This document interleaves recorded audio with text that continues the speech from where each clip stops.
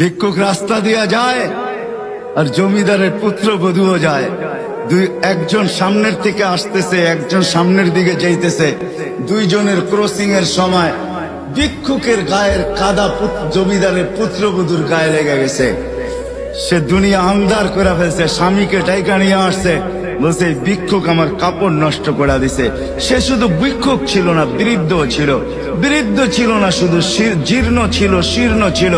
শরীরে কাপড় ছিল না, ফাটা চিরা কাপড় ছিল। পায়ে জুতা ছিল না, পেটে ভাত ছিল না।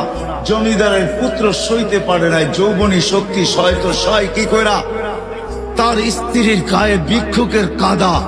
বস সমগ্র শক্তিকে হাতে একত্র করা বৃদ্ধের গালে বসায়। বৃদ্ধ কিচ্ছু বলে নাই, শুধু উপরের দিকে তাকায় দুই তিনটা শব্দ উচ্চারণ করছেন। শব্দগুলা হলো ইয়া মাল্লা